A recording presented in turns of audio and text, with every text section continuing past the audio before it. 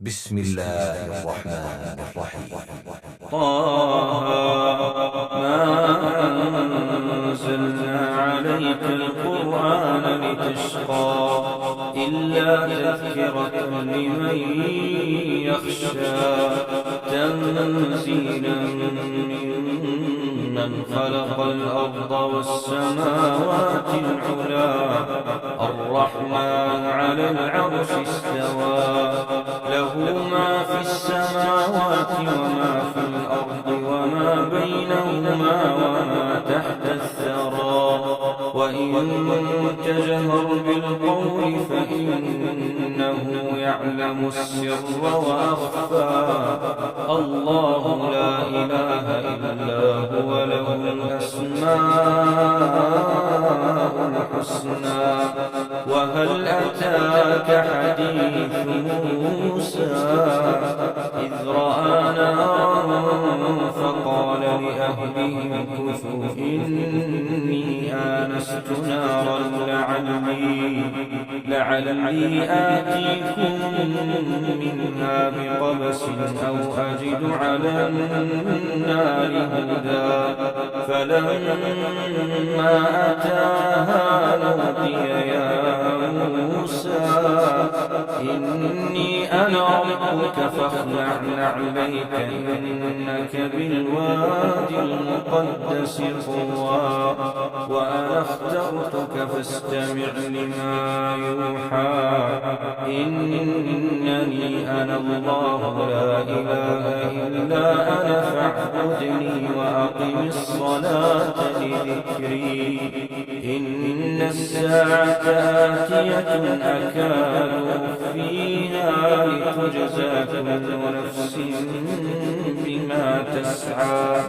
فلا يصدنك عنها من لا يؤمن بها واتبع هواه فتردى وما تلك بيمينك يا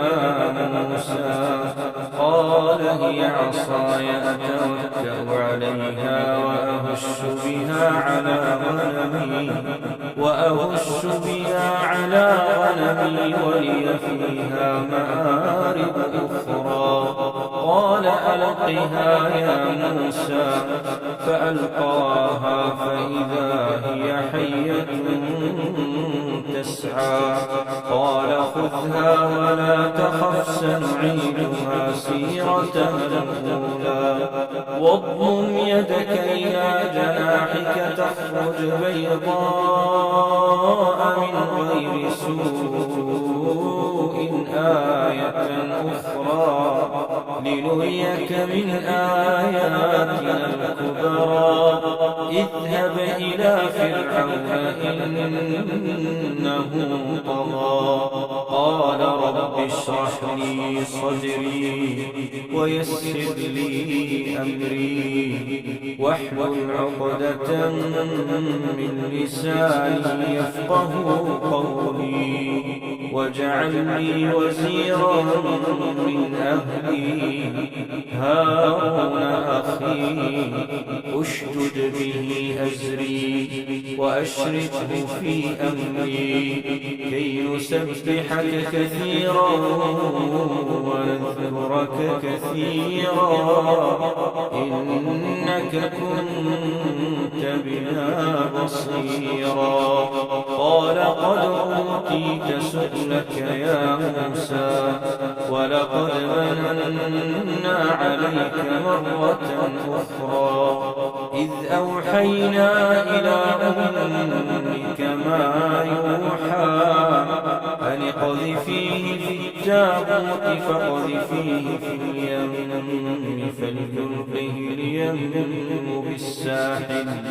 فليلقه اليم بالساحل يأخذه عدو لي وعدو له وألقيت عليك محبة مني ولتصنع على عيني إذ تمشي أختك فتقول هل أدلكم على من يكفله فرجعناك إلى أمك كي تقر عينها ولا تحزن وقتلت نفسا فنجيناك من الغم وفتناك فتونا فلبثت سنين في أهل مدين ثم جئت على قدري يا موسى واصطنعتك لنفسي اذهب أنت وأخوك بآياتي ولا تنيا في ذكري اذهبا إلى فرعون إنه طغى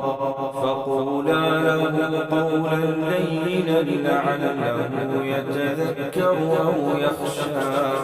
قالا ربنا إننا نخاف أن يفرط علينا أو أن يطغى قال لا تخافا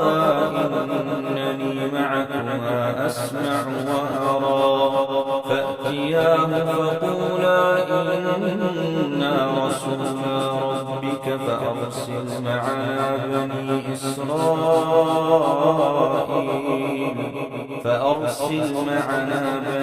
إسرائيل ولا تعذبهم قد جئناك بآية من ربك والسلام على من اتبع الهدى إنا قد أوحي إلينا أن العذاب على من كذب وتولى قال فمن ربكما يا موسى قال ربنا الذي أعطى كل شيء خلقه ثم هدى قال فما بال القرون الأولى قال علمها عند ربي في كتاب لا يضل ربي ولا ينسى الذي جعل لكم الأرض مهدا وسلك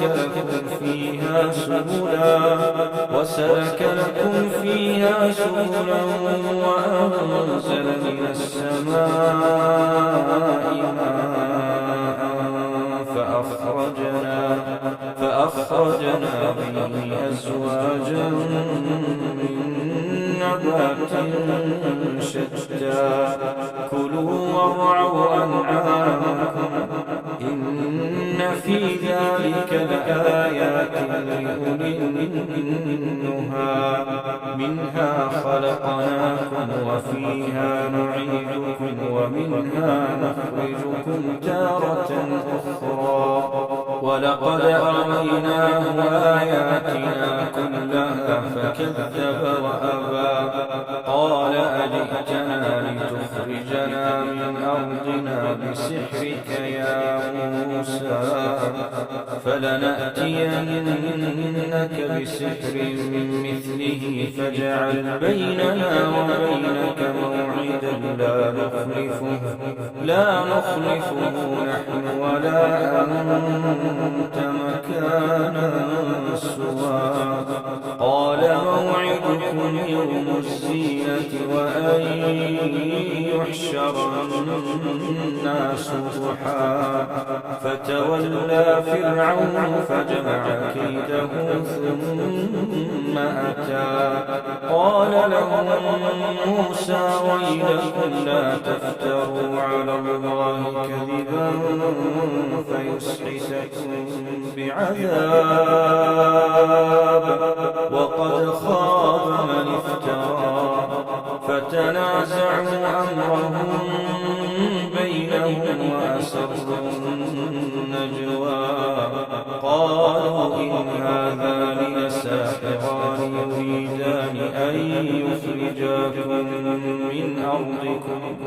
يريدان أن يخرجاكم من أرضكم بسحرهما ويذهبا بطريقتكم المثلى فأجمعوا كيدكم ثم أتوا صفا وقد أفلح اليوم من استعلى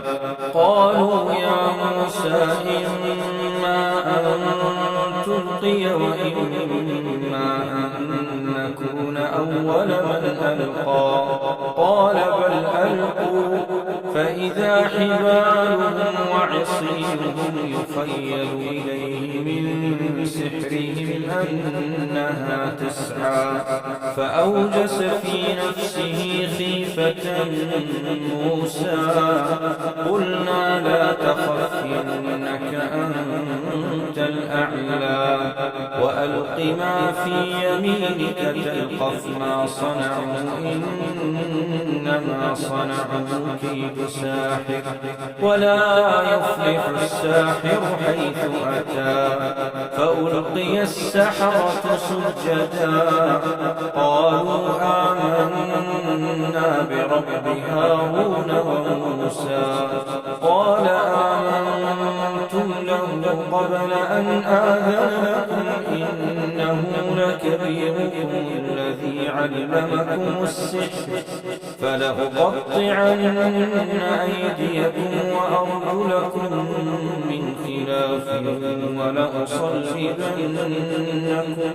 ولأصلبنكم في جذوع النخل ولتعلمن أينا أشد عذابا وأبقى قالوا لن نؤثرك على ما جاءنا من البينات والذي فطرنا فاقض ما أنت قاض إنما تقضي هذه الحياة الدنيا إنا آمنا بربنا ليغفر لنا خطايانا وما أكرهتنا عليه من السحر والله خير وأبقى إنه من يأت ربه مجرما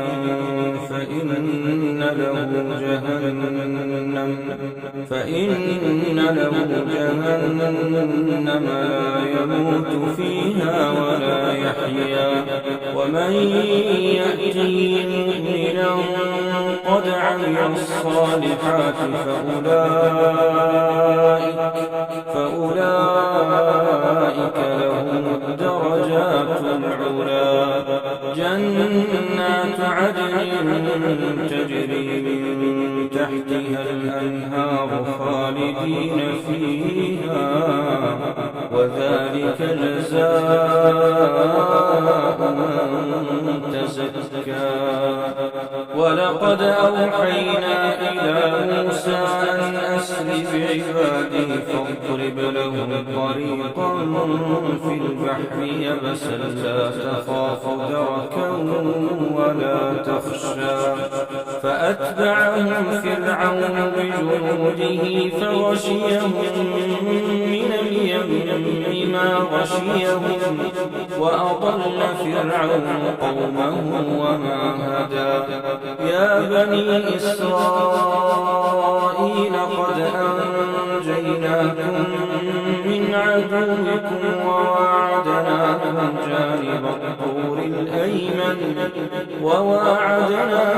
جانب الطور الأيمن ونزلنا عليكم المن والسلوى كلوا من طيبات ما رزقناكم ولا تطغوا فيه فيحل عليكم غضبي ومن يحلل عليه غضبي فقد هوى وإني لغفار لمن تاب وآمن وعمل صالحا ثم اهتدى وما أعجلك عن قومك يا موسى قال هم أولئك على أثري وعجلت إليك عليك رب لترضى قال فإنا قد فتنا قومك من بعدك وأضلهم السامري فرجع موسى إلى قومه غضبان أسفا قال يا قوم ألم يعدكم ربكم وعدا حسنا أفطال عليكم العهد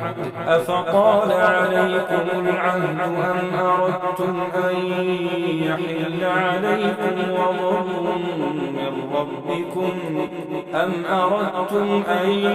يحل عليكم غضب من ربكم فأخلفتم موعدي قالوا ما أخلفنا موعدك بملكنا ولكننا حملنا أوزارا من زينة القوم فقذفناها فكذلك ألقى السامري فأخرج لهم عجلا جسدا له خوار فقالوا هذا إلهكم وإله موسى فنسي أفلا يرون ألا يرجع إليهم قولا ولا يملك لهم ضرا ولا نفعا ولقد قال لهم هارون من قبل يا قوم إنما فتنتم به وإن ربكم الرحمن فاتبعوني وأطيعوا أمري قالوا لن نبرح عليه عاكفين حتى يرجع إلينا موسى قال يا هارون ما منعك إذ رأيتهم ضلوا ألا تتبعني أفعصيت أمري قال يا ابن أم لا تأخذ بلحيتي ولا برأسي إني خشيت أن تقول فرقت بين بني إسرائيل ولم ترقب قولي قال فما خطبك يا سامري قال بصرت بما لم يبصروا به فقبضت قبضة من أثر الرسول فنبذتها وكذلك سولت لي نفسي قال فاذهب فإن لك في الحياة أن تقول لا مساس وإن لك موعدا لن تخلفه وانظر إلى إلهك الذي ظلت عليه عاكفا لنحرقنه ثم لننسفنه في اليم نسفا إنما إلهكم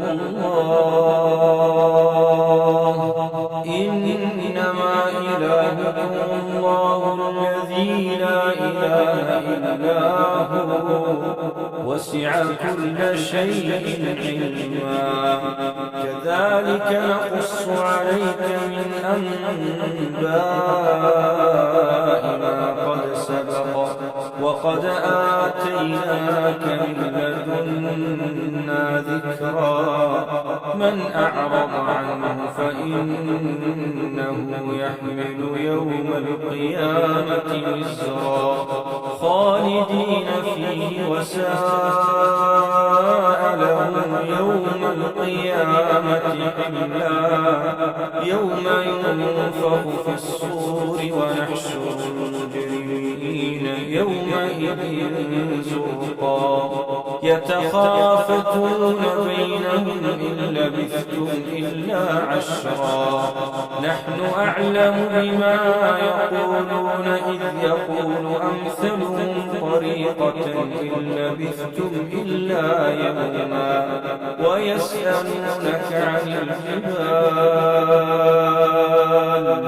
ويسألونك عن الجبال فقل ينسفها ربي نسفا فيذرها مطاعا صفصفا لا ترى فيها عوجا ولا أمتا يومئذ يتبعون الداعي لا عوج له وخشعت الأصوات للرحمن فلا تسمع إلا همسا يومئذ لا تنفع الشفاعة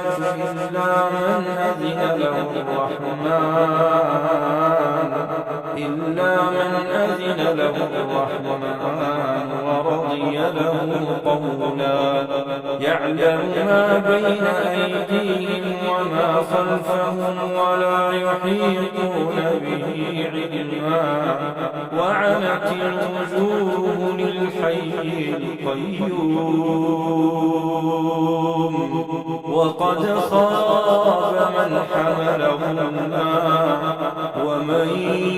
يعمل من الصالحات وهو مؤمن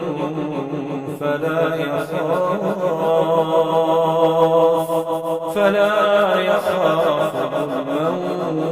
ولا هضما وكذلك أنزلناه قرآنا عربيا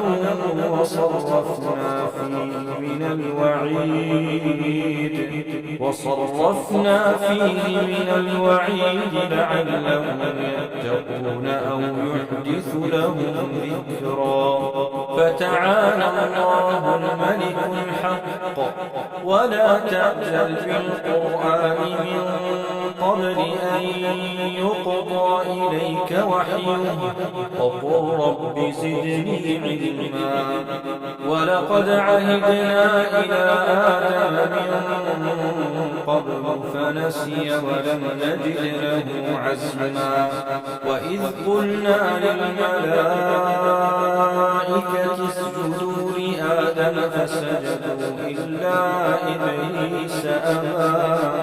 فقلنا يا آدم إن هذا عدو لك ولزوجك فلا يخرجنكما من الجنة فتشقى إن لك ألا تجوع فيها ولا تعرى وأنك لا تظمأ فيها ولا تضحى فوسوس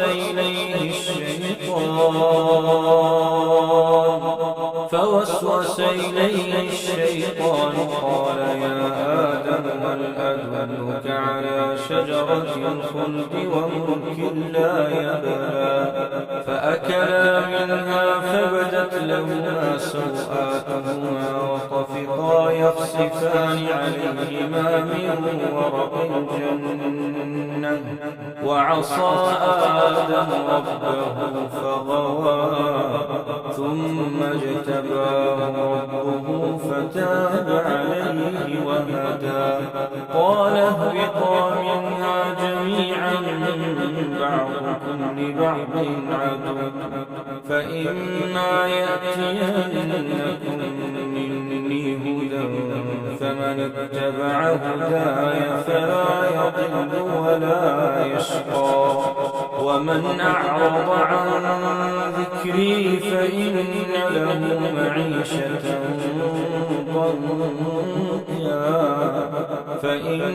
له معيشة ضنكا ونحشره يوم القيامة أعمى قال رب لم حشرتني أعمى وقد كنت بصيرا قال كذلك أتتك آياتنا فنسيتها وكذلك اليوم تنسى وكذلك نجزي من أسرف ولم يؤمن بآيات ربه ولعذاب الآخرة أشد وأبقى أفلم يهد لهم كم أهلكنا قبلهم من القرون يمشون في مساكنهم إن في ذلك لآيات لأولي النهى ولولا كلمة سبقت من ربك لكان لزاما وأجل مسمى فاصبر على ما يقولون وسبح بحمد ربك قبل طلوع الشمس وقبل غروبها ومن آناء الليل فسبح وأطراف